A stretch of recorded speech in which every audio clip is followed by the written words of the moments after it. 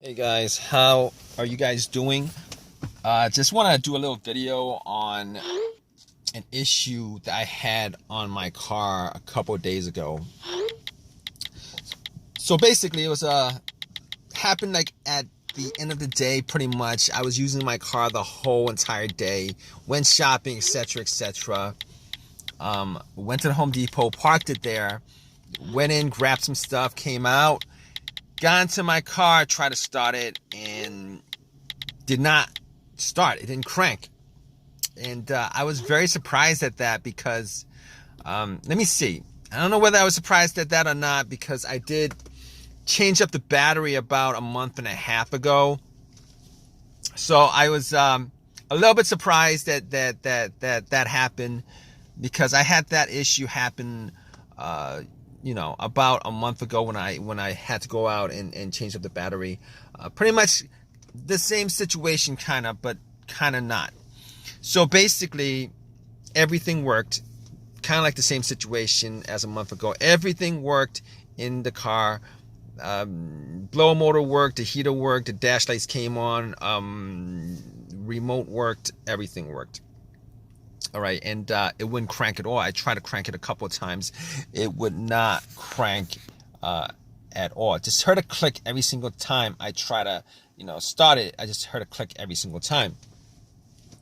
So had me scratching my head a little bit, and I thought maybe, that battery situation was fixed for a long while, years, because a new battery should last you about 4 to 5 years. But unless there was an issue with the battery itself, or maybe, the terminals were loose or something like that. But anyway, I went out and turned on the headlights, the headlight beams, just to see how strong they were, see if it was actually the battery that was the cause of it. And the beams were very, very, very bright. So at that point, I was kind of on the fence about whether it was battery or not. Opened up the hood, popped it, and looked around the battery area just to see whether it was something wrong with the way it, the terminals were plugged in. And I was looking at it, and the terminals were a little bit dirty. So I took the terminals off, had some Coca-Cola, poured some Coca-Cola on the terminals, got some paper towels that I had, and wiped them, popped them back on, and then tried to start the car again, and it would do the same thing. It wouldn't crank at all. Everything else worked, it just would not crank. So at that point, I went back out, rechecked the terminals, made sure they were tight, and they were tight enough. I mean, I was able to wiggle them loose and stuff, but they were tight enough. All right, they were tight enough. So I didn't think that it was the terminal that was the issue, because they were clean enough also. And at that point, I was like, maybe I should look at the negative terminal just to see whether the ground was connected to the frame of the car, whether there was any kind of rust or any kind of corrosion there. So I checked it out, and everything was clean. And that negative wire is the ground wire to any vehicle.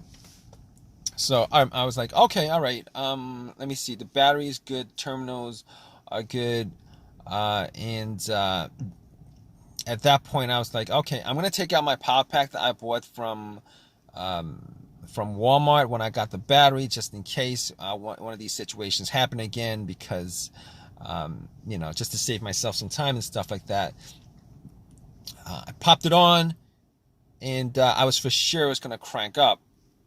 All right, and I tried to start it, and nothing. Same thing, click, didn't do a single thing. So at that point, I was able to rule out the battery altogether, and I was able to rule out the alternator being the cause of the problem. And the reason why I was able to rule out the alternator being the cause of the issue pretty much is this. If there was an alternator issue that was causing a problem with the car not being able to charge the battery, etc., etc., just jumping it would have just jumped you know, it would have cranked over, it would have ran, etc., etc. But obviously, I'm making this video, you know, that didn't happen. So I was like, okay, that's probably not the issue at all. So I was able to rule out the alternator, the battery, the ground wires, the terminals, which for the most part, many times, those would be the main issue of something like this. So at that point, I was scratching my head over it. I was thinking, what else could it be? I mean, could it possibly be, you know, something wrong? And I did have a check engine light, and I know that check engine light was for emissions, all right? But I had an OBD2 reader, you know, one of these $19 OBD2 readers that you can get at Walmart, and I plugged it in. I'm pretty sure it wasn't anything as far as, you know, the computer was concerned, but just to make sure, I plugged it in and ran the OBD2. It ran straight through, read it. Obviously, that check engine light for emissions popped up, but nothing else popped up. So at that point, I was able to rule out a bunch of other things. The computer itself, I was able to rule out, since it actually read the whole entire ECU, the car's computer. It was able to read that, so I could just rule that out. I was able to rule out anything else that may have a sensor that would cause it, but I'm pretty sure with a no start, no crank situation, it really doesn't have that much to do with sensors, as far as the mass airflow sensor, the throttle position sensor, crankshaft, and all that stuff, because normally those things going out, it would actually create a situation where you could crank up your car, but you just wouldn't be able to start it. So anyway, at that point, I was left with a couple of things. that I could try to figure out whether I could fix it or not. And a couple of those things would be the fuses and the relays. Now, I opened up the fuse box and, you know, checked out the fuses just to make sure that there weren't any kind of brownish tint to any of the fuses, just to give an indication that fuse was blown. I wasn't able to smell anything that was burned, though. So basically, I knew that it wasn't, you know, that, and I couldn't pick it up. I didn't have a fuse tester with me, so I couldn't pick it up if any of the fuses had issues. But from eyesight alone, I could tell that none of them were probably the problem. But I can recall two cases where I've had issues with this kind of situation, where I had a no crank, no start, where the fuse was the cause of it. One of those situations was with an Acura, and the main fuse of that car was blown. The main fuse of that vehicle was blown, and it pretty much caused an absolute power outage throughout the whole entire car. In that situation, there was absolutely no power at all inside the car, as if the terminals were taken off the battery. And once I changed up that main fuse, everything started up again, everything worked, everything was good. So but unfortunately, that wasn't the same situation as I had a couple of days ago, because I was getting power, it just wasn't cranking up. And the other situation with a fuse I had was with another vehicle that I had, and that situation was with the car, not the car cranking but not starting, and that situation was a result of a fuse to the fuel pump or to the ECU, the car's computer, and once I swapped those out, it had no problem starting. But since it's not cranking at all, I could rule that out. I could rule those two scenarios out as far as the fuses causing this particular situation.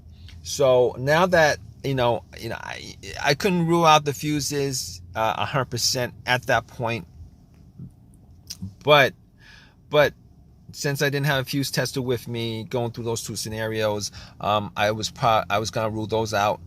I was actually looking for a quick fix. So here's the thing about it. All right.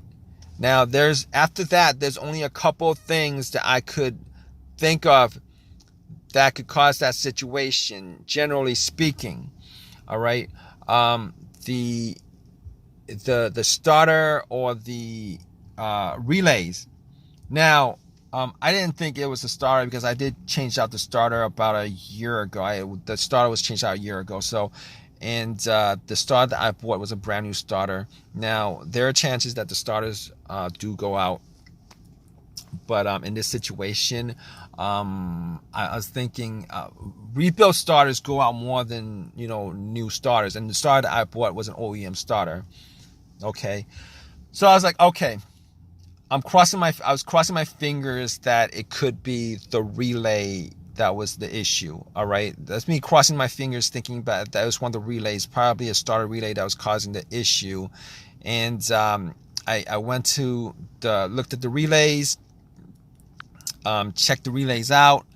Obviously, if you guys know anything about relays, it's not something that you could probably, visually check to see whether something is wrong with it or not. Normally relays make clicking noises and stuff like that, and I was hearing a click, but it could have been the clicks were faint. I was hearing a click. So anyway, I got out and Anyway, I checked out the relays and found out where the starter relay was. What I did was I took it out just to inspect it, just to see whether there's any kind of corrosions on the stems or not, and didn't see too much corrosion on the stems.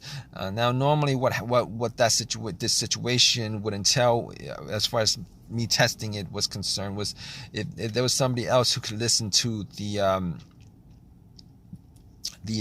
relay clicking when I'm in the car and stuff like that, I could be able to tell 100%, probably not 100%, but whether that was the issue or not. But what I did was, instead of doing that, I checked for another relay that had the same, I checked for a relay that was similar, an identical relay in the box.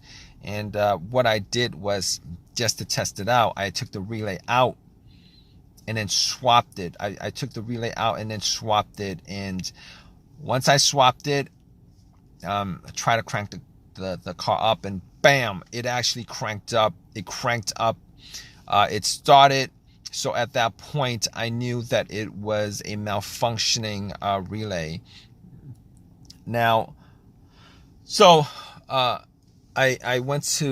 was able to drive it to AutoZone, bought another relay, popped it in. It works. It's been working since. So it was the starter relay that was the problem. Just want to tell you guys that I did hear the click. I think the relay was malfunctioning. It was working. The relay was working, but it was malfunctioning. I think that was the main problem with the relay itself. The main problem with that issue was that it was working, but it was malfunctioning.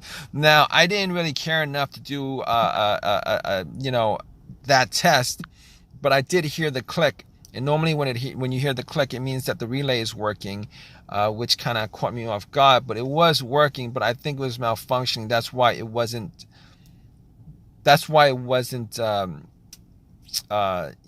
starting the vehicle, starting the car.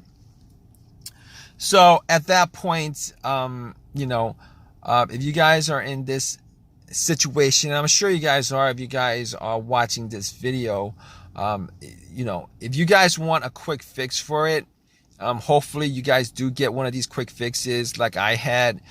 Pretty much what you guys could do is go down the list of stuff that I eliminated, as far as everything I eliminated before getting to what the main problem was. Generally speaking, after the relay, if it wasn't the relay, my first guess would have been the starter being the issue. But regardless, I just want to thank you guys for watching this video. If you guys have a comment, please leave a comment in the comment section. Please subscribe, and please give me a thumbs up if this video has helped you guys out in any way. All right, guys, take care.